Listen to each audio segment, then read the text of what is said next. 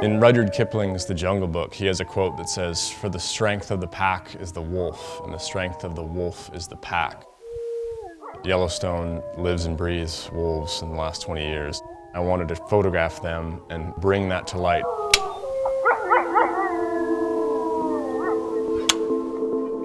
This was my first project with National Geographic.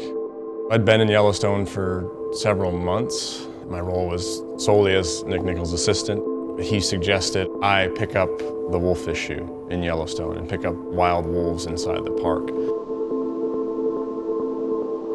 Up until the mid-'80s, biologists thought that ecosystems were built from the bottom up, from the vegetation all the way up through the insects and all the way up through the layers, and that the top predators just kind of fed off of the extras. Yellowstone has given the world an opportunity to see that it's very much on both sides, that an apex predator is a key part of the landscape. We were able to partner with the park's biologists to have this mutual relationship with them where we could get images for them that they had never seen before and try to capture behaviors that they had never seen before.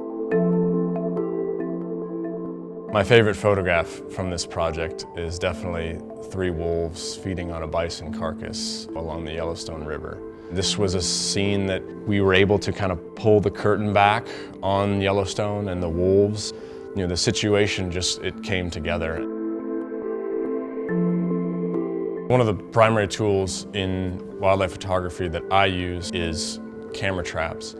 And the goal of camera traps is fairly simple. It's to give the viewer an intimate experience with an animal that you can't get any other way.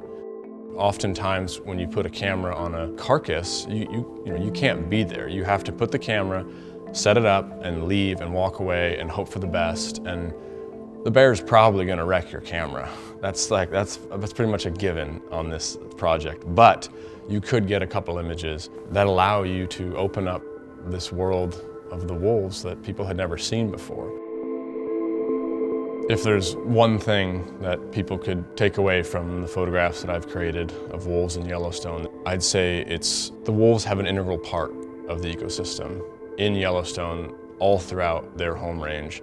They control the big grazers, they control the elk and the bison and the deer. The animals are healthier throughout, and the wolf has just given balance to the entire ecosystem. Political boundaries mean nothing to nature.